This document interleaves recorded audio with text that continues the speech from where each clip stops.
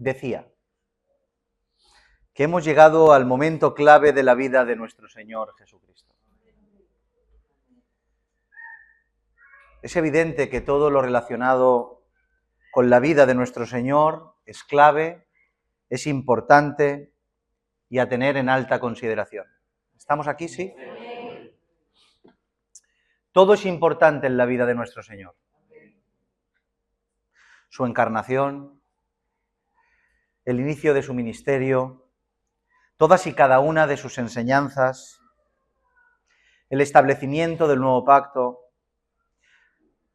su resurrección y ascensión al cielo, todo, absolutamente todo, es relevante, único y exclusivo.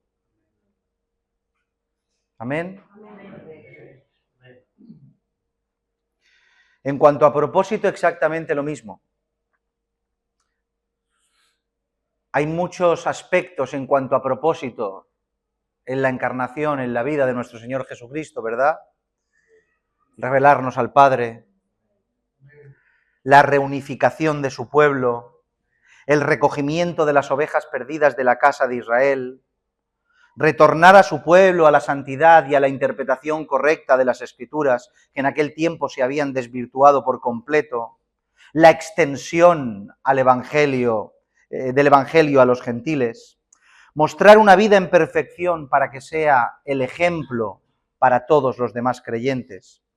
No obstante, el propósito de nuestro Señor Jesús se encamina y se desarrolla en torno a su inexorable muerte, en sustitución y por nuestros pecados, teniendo como principal propósito la redención.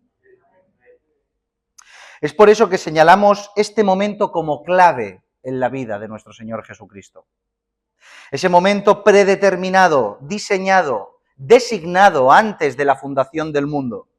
El momento en el cual se cumple el propósito principal por el cual el Verbo se hizo carne.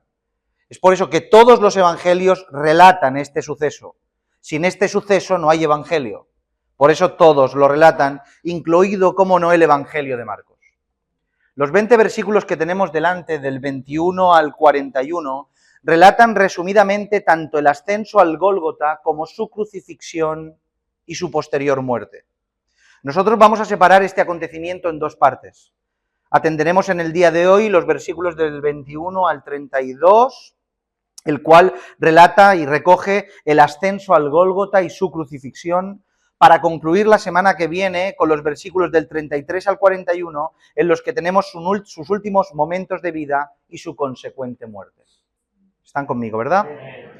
Por tanto, ahora sí, Marcos capítulo 15, verso del 21 al 41, lo leemos estos versículos hasta el 32 en el día de hoy, y ya la semana que viene continuamos con el resto. Dice así, versículo 21.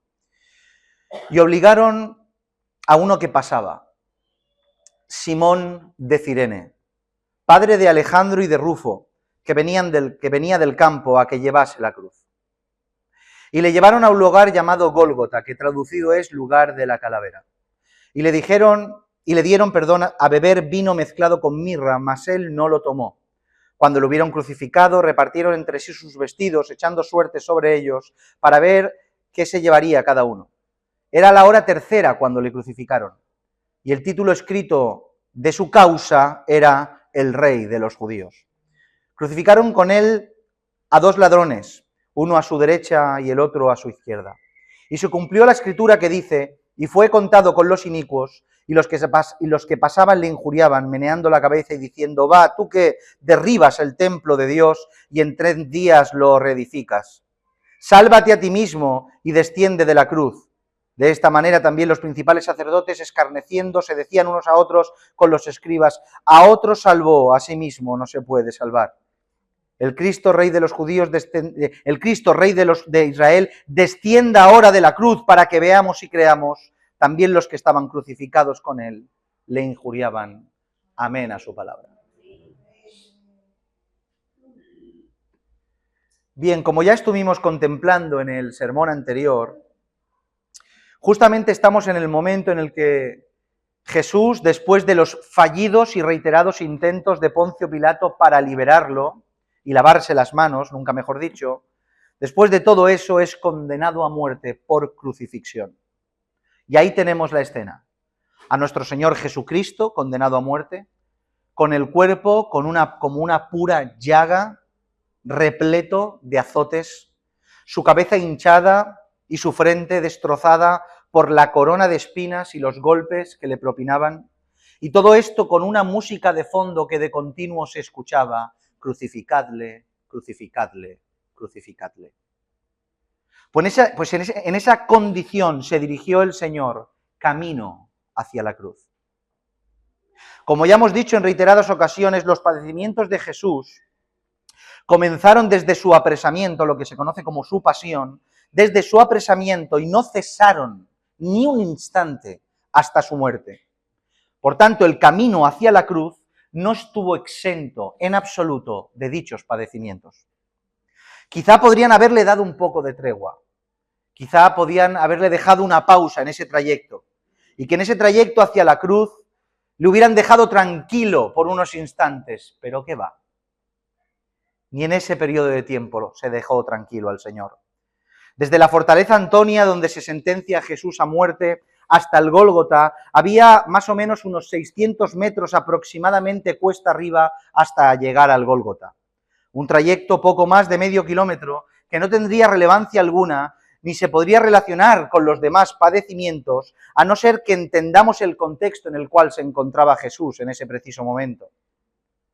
Por un lado tenemos a nuestro Señor Jesucristo, como hemos dicho, destrozado, vivo por providencia divina y determinación de su corazón. Por eso estaba vivo. Toda la noche sin dormir, juicio tras juicio, acusación tras acusación, audiencia tras audiencia, golpeado de diferentes maneras, coronado de espinas y habiendo sufrido un flagelamiento inhumano. Por tanto, después de tal sufrimiento extremo al que fue expuesto, ¿qué hombre podría seguir en pie? Yo se lo digo, solo él, por providencia divina y determinación de su corazón.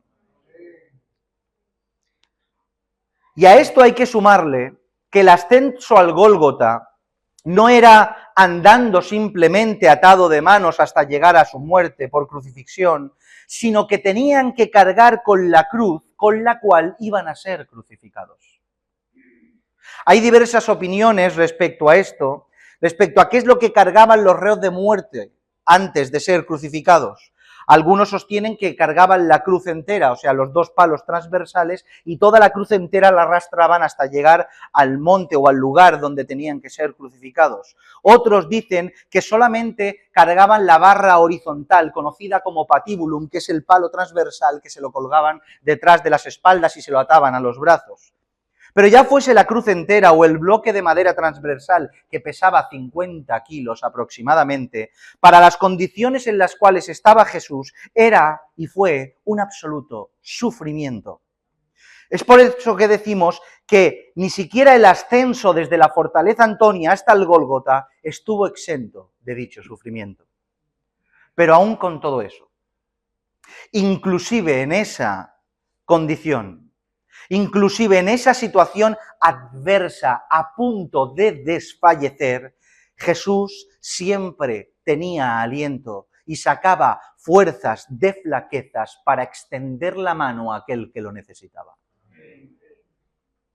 Y esto lo digo porque Jesucristo aprovechó ese medio kilómetro para seguir ocupándose de los necesitados. Ni medio kilómetro se quedó quieto. Ni en medio kilómetro, en ese preciso momento dejó de servir a su Padre Celestial, ya que ciertas mujeres que lloraban por él, les hablaban diciéndoles, estaban llorando por él, y cuando Jesús las vio, él les dijo: hijas de Jerusalén, no lloréis por mí, sino llorad por vosotras mismas y por vuestros hijos. Advirtiéndoles proféticamente de lo inminente, de aquello que iba a llegar a pasar, de las calamidades que sufrirían esa última generación previa al advenimiento definitivo de la segunda venida de nuestro Señor Jesucristo. Y añade y les dice: porque si con el árbol verde hicieron tales cosas, en el seco, ¿qué no harán? Imagínense un sermón, una profecía y una palabra de aliento en ese medio kilómetro en la condición que estaba. A Jesús no había quien lo parara. Y si no está el micro hoy en día a la posición adecuada y el agua es de la marca que me gusta y hay demasiado ruido, no predico.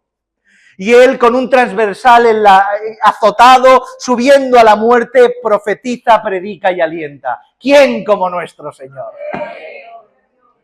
¿Quién como nuestro Señor?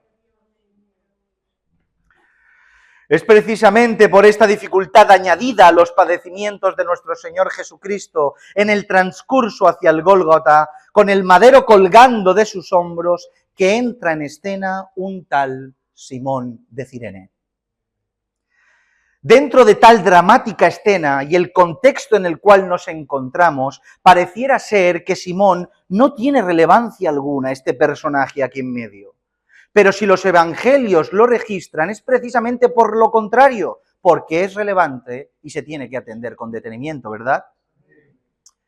¿Qué es lo que sabemos de este Simón?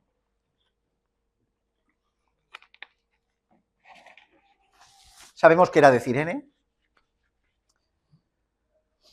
una colonia griega ubicada a lo que conocemos hoy como Libia, en el extremo. Se nos dice que era padre de Alejandro y Rufo. Probablemente Marcos lo menciona porque en el tiempo en el cual se escribió el Evangelio ya eran conocidos estos, Alejandro y Rufo, como seguidores de Jesucristo. La carta a los romanos probablemente mencione a uno de ellos. Romanos 16:13 dice: saludad a Rufo, escogido en el Señor. Por tanto, este dato, que parece insignificante, es altamente relevante, ya que demuestra que el encuentro de Simón de Cirene con Jesús de Nazaret le cambió la vida. Y prueba de ello es que sus hijos se cuentan como creyentes en las Escrituras. La historia bíblica lo ubica en ese lugar, probablemente porque era judío, aunque viviera en Cirene y tuviera hijos con nombres griegos. Era habitual en la época poner nombres griegos, padres judíos que pusieran nombres griegos a sus hijos o vivieran en la diáspora. No pasa nada. Y decimos que probablemente era judío porque al ser la fiesta de la Pascua fue a Jerusalén a celebrarla como tal, porque son fiestas de peregrinaje y todos los que estaban en la diáspora, por obligación y mandato divino, tenían que volver a Jerusalén. Se nos dice que venía del campo, no necesariamente de trabajar, quizá venía de algún campo cercano para hacer alguna gestión, o simplemente venía de paso, y relatan que venía directamente del campo y se encontró con la escena. Y el encuentro con Jesús para nada fue casual. Los romanos, al ver que Jesús no podía transportar la cruz hasta el Gólgota, se fijaron en el hombre que tenían delante para que tomara la cruz en lugar de Jesús. Tenemos que decir que esto no fue un acto de misericordia. Qué pena, Jesús está sufriendo, quitemos el madero y démoslo a otro. No, no, no. Simplemente vamos a darle el madero a otro para que lo suba al Gólgota, porque este se nos muere en el camino. Y tenemos que hacerlo rápido para crucificarle. No era un acto de misericordia, sino que fueron totalmente pragmáticos. Y aquel hombre que designaron para portar la cruz de Jesús fue este, Simón de Cirene. Supongo que este hombre, imagínense la escena y lo que le piden y lo que le demandan. Este hombre debió quedar impactado y asustado por la demanda que le hicieron de portar tal instrumento de tortura sobre los hombros a vista de todo el mundo. Imagínense, vienes del campo, te asomas, ¿qué pasa aquí? Oye tú, ven aquí, porta la cruz. ¿Pero qué es esto? ¿Tengo que portar la cruz? ¿Me pasará algo? ¡Qué vergüenza! ¿Qué dirán de mí? ¿Se notan? Pero lo que nunca se hubiera imaginado Simón es que tomar la cruz de Cristo hizo posible el acercamiento para que Cristo tomara la suya.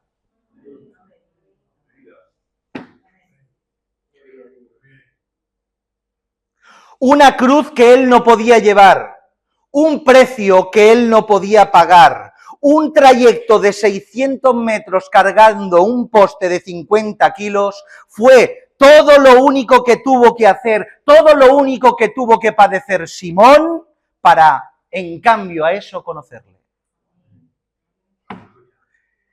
Qué poco pide el Señor. Seguro que para todo el mundo fue un gran inconveniente y lo señalaron como un hombre, qué mala suerte, viene aquí y es al primero que señalan, qué vergüenza, qué mala suerte, escogido entre medio de tanta multitud, pero en realidad lo que les hicieron los romanos, el señalarle a él, fue providencia divina. Y le hicieron el mayor favor de la historia. Es por eso que, como hemos dicho al principio, que todo lo que está escrito tiene relevancia. Y entre aquellas enseñanzas que nos muestran esta escena de Simón, encontramos la siguiente, y escucha bien, que la salvación de una vida puede llegar en cualquier momento. Dios es el que mueve el escenario. Él es el que organiza y designa los momentos. Él mueve las piezas estratégicamente. Él cierra puertas y abre otras que en ocasiones para nosotros parecen inciertas y terribles, pero lo que el Señor hace es determinar el encuentro posible. ¿Cuántas veces lamentamos situaciones y a veces esas situaciones son las que nos hacen encontrarnos con Cristo? Lamentamos, como es normal, enfermedades, pérdidas, dificultades de todo tipo, y a veces eso es un soldado romano que señala a que portes la cruz para que Jesucristo pueda llevar la tuya. Porque es Él que designa los momentos. Él es el que organiza todo. Y es así como tienes que creerlo.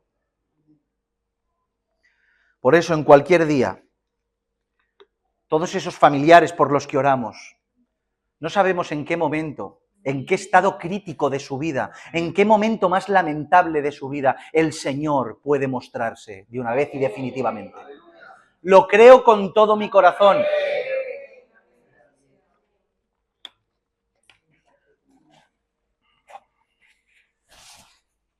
Porque el Señor vino a salvar. El lugar de la crucifixión de Jesús, todos lo conocemos, es conocido como el Gólgota. Este está ubicado a las afueras de Jerusalén, junto a la puerta de Damasco. Y que esté justamente a las afueras es altamente significativo y apunta a Jesús, una vez más, como el Cordero de Dios, el Cordero para la expiación. Es por eso que leemos en las Escrituras, en Hebreos 13, versículos 11 y 12, citando al mismo tiempo el mandamiento encontrado en Éxodo 29, lo siguiente: porque los cuerpos de aquellos animales cuya sangre a causa del pecado es introducida en el santuario por el sumo sacerdote, son quemados fuera del campamento, por lo cual también Jesús, para santificar al pueblo mediante su propia sangre, padeció fuera de la puerta. Todo es profético y todo en Jesús se cumple. La palabra Gólgota es una transliteración griega que proviene a su vez del arameo y viene a significar calavera. Eso es Gólgota. Hay discusiones en cuanto al lugar exacto en el cual está ubicado, pero aquel que haya viajado a Jerusalén y lo hayan llevado a ese lugar, se puede distinguir las hendiduras en la peña que forman la figura de una calavera, literalmente. Y es espeluznante el verlo, la verdad, y al mismo tiempo impactante. Otra de las formas en las que conocemos este monte, ¿cómo es? Como el Calvario, ¿verdad? Y esto es debido a que la palabra griega para calavera es cranion, y la traducción de la Vulgata latina, una traducción de la Biblia, tradujo cranion por calvaria. Por tanto, esta expresión popular que decimos la vida es un calvario o esto es un calvario, no es otra cosa que los del mundo, sin conocer a Cristo, hacen alusión a los padecimientos que los pueden redimir. Esto es un calvario, no saben lo que dicen. Es el calvario que puede salvarles la vida. Los evangelios nos enseñan, vamos rápido, que Jesús fue crucificado a la hora tercera, lo que es lo mismo que las 9 de la mañana. Por tanto, podemos deducir que llegó un tiempo antes al Gólgota, minutos antes al Gólgota, para que pudieran realizarse todo el proceso de la crucifixión, porque no era simple ni tampoco era rápido. Como todos ustedes saben, la crucifixión era la pena capital y es la pena capital a día de hoy más atroz de la época y probablemente de toda la historia. Y aunque en alguna otra ocasión hemos descrito al detalle lo ocurrido, mencionemos una vez más, porque nos toca, dichos padecimientos. Lo primero que hacían era despojarle de sus vestidos, probablemente dejándole solo con el calzón interno característico de la época. Tumban a nuestro Señor Jesucristo espaldas a la cruz y con un clavo de 30 centímetros le traspasan las muñecas, los metacarpos. La crucifixión no se hacía por medio de atravesar las palmas de las manos, porque ningún ser humano colgado, por muy poco que pese, al cabo del tiempo, las manos se desgarrarían y los huesos de las manos se desgarrarían y quedarían descolgados de la cruz. Por tanto, los crucificaban por en medio de las muñecas para fijarlos bien al madero transversal. Por tanto, tenemos que entender que aunque las Escrituras mencionen que fueron traspasadas sus manos, en el contexto bíblico, mano viene a comprender desde el dedo anular hasta el codo. Eso es la mano en un contexto bíblico. Por tanto, cuando se dice mano, si se le traspasa la muñeca, es exactamente lo mismo. Traspasaron sus manos en un contexto bíblico. Una vez clavada una muñeca, seguían con la otra. Imagínense el impacto. Debido a la postura del brazo en la crucifixión, era habitual que el hombro se lo tuvieran o se dislocaba o se lo tuvieran que dislocar adrede para que llegara al otro lugar donde tenían que traspasar su otra muñeca. Esto siempre lo he dicho cada vez que hablo esto, y es tan habitual esto que en la película de La Pasión, el actor Jim Caviezel, cuando hicieron y rodaron esa escena, se dislocó el hombro. O sea, rodando la escena se dislocó el hombro. Imagínense si no ocurría cuando pasaba eso en realidad. Le ponían dislocado el hombro en la otra parte, le clavaban el otro clavo de 30 centímetros en la otra muñeca. Una vez fijadas las manos en el madero, hacían lo mismo con los pies.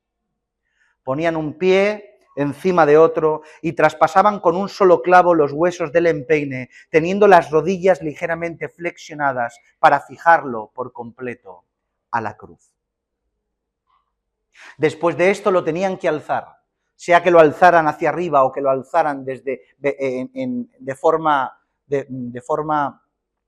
abajo hacia arriba, sea como sea que lo alzaran, el hecho de ponerlo en pie, colgado del madero, tuvo que ser un sufrimiento atroz, un dolor indescriptible. Llegados hasta aquí, creo que no podemos imaginar aquello que estaba experimentando nuestro Señor. Pero el sufrimiento no terminó en absoluto en el momento de clavar sus pies y sus manos y alzarlo. Si Jesucristo fue crucificado a las 9 de la mañana, nos enseñan las Escrituras que murió a las 3 de la tarde, o sea, de la hora tercera a la hora novena, como ponen las Escrituras. Y en esas horas padeció lo indecible. Tenemos que entender que no solo el dolor de los clavos traspasando sus muñecas y sus pies, sumado a lo que ya llevaba encima, se incrementaba más el dolor, más y más, sino que ahora solo el hecho de respirar para él, y nunca mejor dicho, fue ese absoluto calvario, el respirar.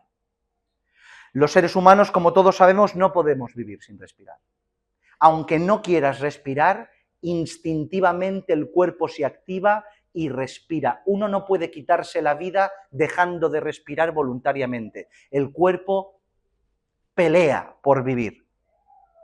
Respirar es un acto natural que se hace sin pensar, un mecanismo complejo, pero al mismo tiempo prácticamente sencillo e innato y automático, pero no para un crucificado. Para alguien crucificado el respirar es una verdadera tortura. El hecho de estar colgado de la cruz, anclado en ella por unos clavos que atraviesan sus muñecas y su empeine, para poder inhalar aire era necesario elevar el torso para poder hacerlo, porque inclinado boca abajo el aire no entra en los pulmones. Por tanto, tomando como apoyo los clavos que traspasaban sus manos, los clavos que traspasaban sus pies, tenía que apoyarse en ellos, tomar impulso, tomar aire, respirar y volver a descender. Esto producía literalmente en él no solo desgarro en sus tendones, en sus huesos, en su carne, en sus músculos, sino unos espasmos eléctricos del roce, del hierro del clavo con los huesos que traspasaban sus manos y sus pies. Su espalda abierta por los azotes del flagelo, rozando cada vez que se levantaba la madera astillada de la cruz.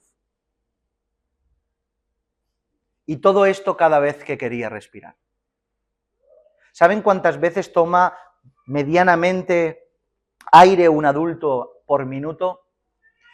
Más o menos unas 20 veces, que no sean más.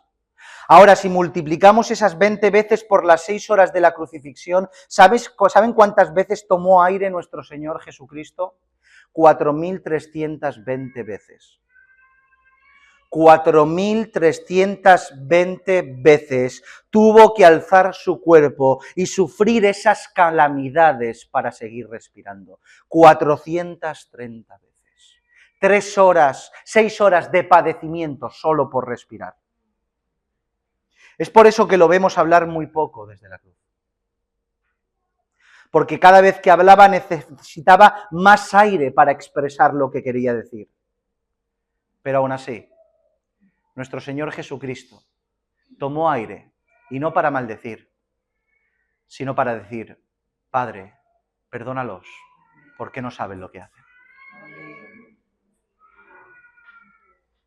Imagínense, decidir experimentar ese dolor voluntariamente para decirles, para orar a su Padre, para pedir perdón por ellos. Porque en ningún momento nuestro Señor Jesús perdió la perspectiva de su misión. ¿Estamos aquí? En todo momento estuvo lúcido y consciente de lo que estaban y de lo que estaba haciendo. Es por eso que desechó el vino con mirra, que lo que hacía era tontarle, para que los presos pudieran ser crucificados como tocan y hacerle más fácil la tarea a los soldados, y que no maldijeran, y que no dijeran, y que no movieran. Él no quiso tomar, él no quiso no estar lúcido, él quería tener todos sus sentidos, porque tenía que experimentar todo ese dolor, porque tenía que cumplir su cometido en todo pleno uso de sus facultades. Y mientras tanto, mis hermanos, mientras tanto, que todo esto estaba ocurriendo, ahí en lo alto de la cruz, sobre la persona de nuestro Señor Jesucristo, todo, otra vez, todo lo de alrededor seguía indiferente a él y a la magnitud de dicho sacrificio. Todo indiferente. Lucas lo describe de la siguiente manera, y no me había dado cuenta de esta expresión hasta el día de hoy. Dice Lucas 23:48, y toda la multitud de los que estaban presentes en este espectáculo, otra vez, dice, y toda la multitud de los que estaban presentes en este espectáculo, viendo lo que había acontecido, se volvían golpeándose el pecho. Espectáculo, mis hermanos. En griego esta palabra tiene que ver con alguien expectante viendo algo, un espectador. Era un espectáculo para la gente, porque para ellos era eso. Pasaban por ahí curiosos, pasaba por ahí todo tipo de personas y era un espectáculo, algo que curiosear, algo que ver, algo que criticar, algo de lo cual entretenerse. ¿Qué están haciendo aquí? ¿Qué es este tumulto? Un espectáculo. La redención del mundo, un espectáculo para el que no cree. Comenzando por los soldados romanos. Lucas 23, 36, 37 dice, los soldados también le escarnecían y acercándose, presentándole vinagre y diciendo, si tú eres el rey de los judíos, sálvate a ti mismo. Se nos dice que uno de estos soldados tomaron sus ropas y echaron suerte sobre ellas. Y el Evangelio de Juan lo explica detalladamente. Dice Juan 19, 23, 24. Cuando los soldados hubieron crucificado a Jesús, tomaron sus vestidos e hicieron 4 partes, una para cada soldado. Tomaron también su túnica, la cual era sin costura, de un solo tejido de arriba a abajo. Entonces dijeron entre sí, no la apartamos, sino echemos suerte sobre ella a ver de quién será. Esto fue para que se cumpliese la escritura que dice, repartieron entre sí mis vestidos y sobre mi ropa echaron suertes, y así lo hicieron los soldados, hablando del Salmo 22. Ignorantemente cumplieron la profecía, pero eso no les eximió de su culpa por su absoluta indiferencia y desprecio a lo que estaba aconteciendo. ¿Por qué? Porque ¿qué hombre echa suertes sobre un vestido, sobre las ropas de la persona que está agonizando? ¿Quién hace eso? por mucho que tuvieras una misión que hacer como soldado romano, eso es despreciable y denota un corazón completamente entenebrecido. A los pies de la cruz, tomar los vestidos del crucificado y mientras que éste agoniza, tú echar suertes sobre tus vestidos por un cacho de ropa. Pero ahí estaban, ganaron una prenda, pero a costa de ignorar a aquel que los podía vestir de lino fino. Se llevaron una prenda, una sola pieza y se vistieron con ella, pero ignoraron que el vestido preciado de aquella escena no era la prenda, sino Cristo. Él era el vestido que ignoraron. Él era el vestido que tenían que haberse entretejido por la fe y se llevaron un cacho de tela. Porque eso es lo que pasa en el mundo. Toman lo inerte y desprecian la vida. Por otro lado tenemos a los malhechores. Y sí, me han oído bien, malhechores en plural y no malhechor en singular, ya que en el principio fueron ambos que lo renegaban, fueron ambos que lo criticaban. Y ahí tenemos la escena, dos hombres a punto de morir, pero aún así llenos de odio, de resentimiento en su corazón, agrediendo con sus palabras a nuestro Señor Jesucristo. Imagínense lo irónico, un crucificado moviendo la cabeza, así igual. ¡Qué locura, mis hermanos! Aunque sabemos cómo termina la escena y cómo termina la historia, ¿verdad? No sabemos en qué momento, no sabemos qué es lo que vio, qué momento es el cual el Espíritu Santo convenció a uno de estos malhechores. Pero seguramente sabemos cuál fue el objeto de su convencimiento, que vio a un cordero que moría sin pecado en su boca, que le miró sus ojos, que le miró su rostro y no vio maldad, y solo por verle o por quizá escucharle una palabra fue convencido de pecado en el último momento y los últimos alientos de su vida. Es por eso que este hombre también tomó fuerzas de flaqueza, tomó aliento a pesar de las descargas y le dijo: acuérdate de mí, por favor, cuando vengas en tu reino. Y el Señor le contestó: de ciertamente te digo que hoy estarás conmigo en el paraíso. Porque otra vez, siempre hay posibilidad de salvación. Pero seguimos, no solo los soldados, no solo los malhechores, sino también los gobernantes, dice Lucas 23:35, y el pueblo estaba mirando, y aún los gobernantes se burlaban de él, diciendo: a otro salvó, sálvese a sí mismo, si este es el Cristo, el escogido de Dios. Y cómo no, entre estos principales gobernantes del pueblo de Israel, ¿a quién encontramos? Mateo 27, 41, 42. De esta manera también que los principales sacerdotes, escarneciéndole con los escribas y los fariseos y los ancianos, decían: a otro salvó a sí mismo y no se puede salvar. Si es el Rey de Israel, descienda ahora de la cruz y creeremos en él. ¡Cuánta hipocresía! Todos, sacerdotes, escribas, fariseos, ancianos, mofándose del Cordero de Gloria. Como hemos dicho, podemos ver que todo el mundo lo escarnecía, para todos era un espectáculo, y es por eso que el Evangelio de Marcos lo generaliza de esta manera, y leemos en el versículo 29, citando de una forma general: y los que pasaban, dice, y los que pasaban le injuriaban, meneando la cabeza y diciendo: va, tú que derribas el templo de Dios y en 3 días lo reedificas, sálvate a ti mismo y desciende de la cruz. Todos, para él era un espectáculo. La indiferencia fue absoluta y generalizada ante aquel que debían venerar. Entre todos los reproches que hacían, había uno muy particular, que se repite. Y todos los evangelios lo registran. Y entre todos esos escarnecimientos y burlas encontramos un desafío a Jesús. Desciende ahora de la cruz.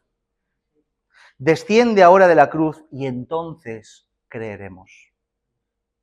Estas palabras no eran un desafío sin más. No eran una burla sin más, sino que estaban, escuchen bien, repletas de veneno. Repletas de veneno. A lo largo de la vida de Jesús, Satanás y sus huestes han tomado el corazón corrupto por sí solo del hombre para anular truncar, desviar el plan de redención. Ya antes de nacer, el mal impulsó el corazón malvado de Herodes para que hiciera y mandara un edicto cual Faraón en tiempos de Egipto con Moisés, para acabar con la vida de los niños de 2 años, porque había escuchado que iba a nacer el rey prometido, el Mesías de Israel. Y vaya edicto del rey. Podemos ver cómo Satanás tentó a Jesús en el desierto en reiteradas ocasiones y de diferentes maneras para ver si se doblegaba, si se desviaba del propósito por el cual había venido. Incluso hasta en la boca de sus amigos y discípulos estuvo la serpiente actuando, ya que estos de continuo intentaban persuadirle para que no fuera a Jerusalén a morir en la cruz. Y ahora, justamente antes de morir, al ver que ni con el sufrimiento físico podían hacerle cambiar de opinión, en el último instante, Satanás insufla el corazón del pueblo que ya estaba entenebrecido en su propia esencia, para ver si convencían a Cristo a que bajase del madero. Era una oferta tentadora, ya que él tenía la capacidad para hacer lo que quisiera, y también estaba la promesa de que si bajaba, creerían. Desciende, si bajas, creeremos en ti. Una oferta tentadora en un momento de dificultad, pero él sabía que sin cruz no había posibilidad de redención. Él sabía que la redención solo era posible muriendo. Por tanto, toda lengua llena de veneno que le impidiera que cumpliera su propósito, él rápidamente la distinguía como la lengua de la serpiente. Y esto, mis hermanos, es una enseñanza completamente aplicativa, terminamos, aplicativa para todos sus discípulos en el día de hoy, incluyéndonos a nosotros mismos, ya que muchos de nosotros a lo largo de nuestro camino nos dirán de continuo y constantemente: bájate de la cruz. Es el discurso más habitual: bájate de la cruz. Muchos buscarán tu momento más vulnerable y te dirán que ¿para qué tanto? No seas tan extremo, bájate de la cruz. Si vivieras una vida menos extrema, quizá caminaría contigo. Bájate de la cruz y te acompaño. Y esta voz no te vendrá del extranjero que no te conoce. Esta voz puede venir del más cercano, de un hermano, de un padre, de un hijo, de un esposo, de una esposa, de tu mejor amigo, incluso a veces de aquel que querías que era hermano y estaba sentado a tu lado. Porque podemos ver que de los cercanos, incluso de los que son suyos, este veneno a veces se infiltra en la lengua de las personas. Y ahí tenemos a Pedro, diciéndole al Señor momentos antes que no fuera al madero, que no muriera en la cruz. Y el Señor le tuvo que decir: aléjate de mí, Satanás. Porque esa será la demanda continua: bájate de la cruz. Pero, como decía nuestro pastor Mark, no hay cielo sin cruz. No hay cielo sin cruz. No porque los méritos te salven. La cruz no compra el cielo. La cruz es la evidencia de que Dios te lo regaló. La cruz es la evidencia que Dios te lo dio. Con la cruz no compras el cielo, porque el cielo no se compra. Venid y comprad sin dinero, dice el Señor. El cielo no se compra, pero llevar la cruz es la evidencia de que se te dio. Por eso, cuando escuches la voz de la serpiente diciéndote que no pagues el precio, ignóralo, aléjate y entiende que lo único que quiere el enemigo es sacarte de ese camino. Es tan fácil distinguir la lengua y el veneno de serpiente. Simplemente escucha en sus palabras si quieren arreglarte, facilitarte la vida de santidad. Y la santidad tiene la particularidad de que es difícil. Vivir la vida de Dios, nos dice la Escritura, que es un camino estrecho, angosto, que te lo pide y demanda todo. Agonizad para entrar por la puerta estrecha. Por tanto, todo discurso que te quite la agonía, que te quite su yugo, es lengua de serpiente.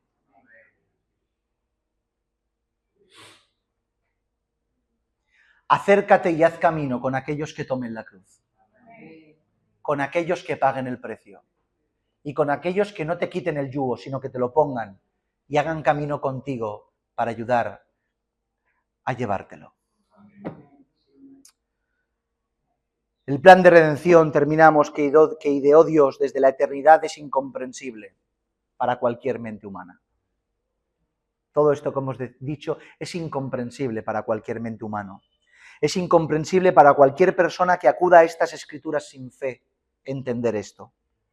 Para todos o la mayoría de los que estaban ahí, en ese escenario, hace ya más de 2000 años, la idea de la promesa de este Jesucristo como el Mesías prometido de Israel se diluía por momentos. Si alguno ahí había esperando decir, bueno, quizá este sea el Mesías, y cada vez lo veía más debilitado, al final crucificado, las esperanzas se diluían, porque esperaban a un Mesías que reine. Y en este momento el Mesías que vino era a morir. ¿Qué esperar de un hombre crucificado a punto de morir?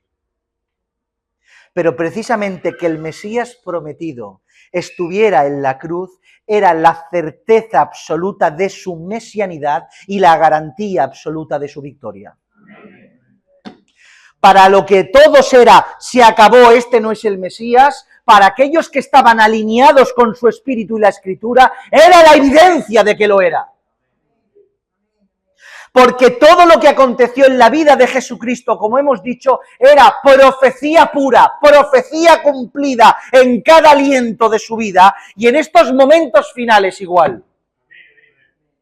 Que abrieran sus espaldas, que traspasaran sus manos y sus pies, que lo clavaran en la cruz, que no abriera la boca, que le dieran a beber vinagre, que vendieran sus vestidos, que lo injuriaran, que no quebraran ninguno de sus huesos y que al final muriera, todo formaba parte de la profecía y todo tuvo cumplimiento en la persona de nuestro Señor Jesucristo y ahí pues se pudo obtener la redención. Esto es una realidad tan grande, mis hermanos, y concluyo con esto, que incluso con el cartel que le pusieron clavado encima de la cruz, donde fue crucificado por mandato de Poncio Pilato, lo señaló como lo que verdaderamente era. Hasta el cartel de la cruz lo señaló como lo que era. Según muchos historiadores y algunos de estos relatos, se nos dice que a algunos reos de muerte de cruz se les ponía el delito por el cual eran crucificados arriba del lugar donde estaban crucificados, para que todo el mundo supiera por qué se le había crucificado. Es por eso que Poncio Pilato, con ironía y para burlarse del propio pueblo que entregó a Jesús, puso el delito por el cual fue crucificado, que hemos leído. La causa fue, hemos leído en Marcos, la causa de su crucifixión fue esta.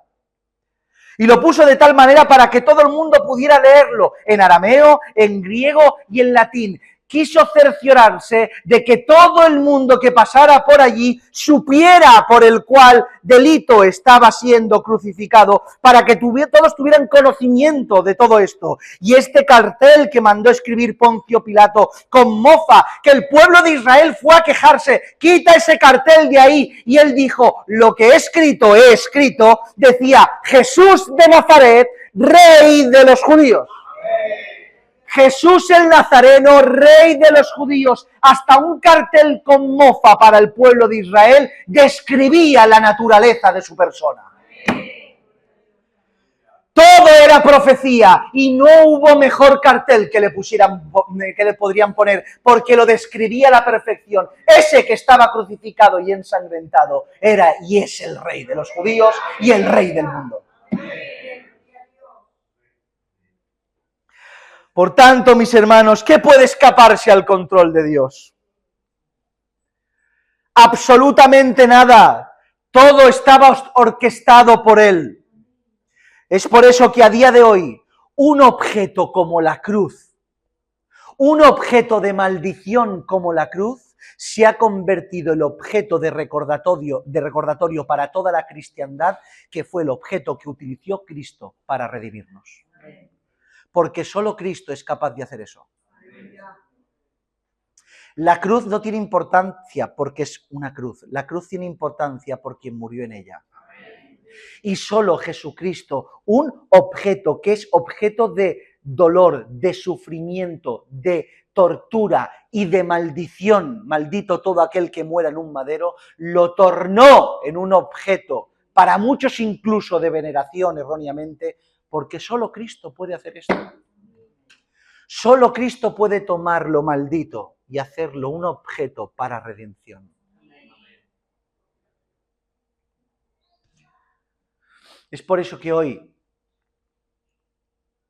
portamos la cruz no como un objeto de maldición. Para muchos sigue siendo así. Para muchos llevar la cruz sigue siendo algo que te maldice, algo que te hace mal. Pero para los creyentes, la cruz que portamos ya fue cambiada por Cristo. Es por eso que Pablo de continuo dice, crucificados estamos con Cristo. Es por eso que Jesús te invita a toma tu cruz y sígueme. Por tanto, Iglesia del Señor, vivamos como el Señor.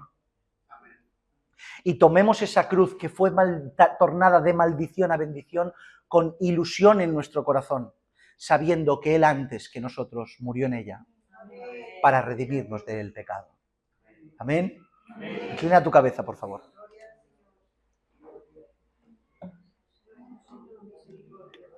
Recuerda que la cruz es locura para los que se pierden, pero vida eterna para aquellos que se salvan.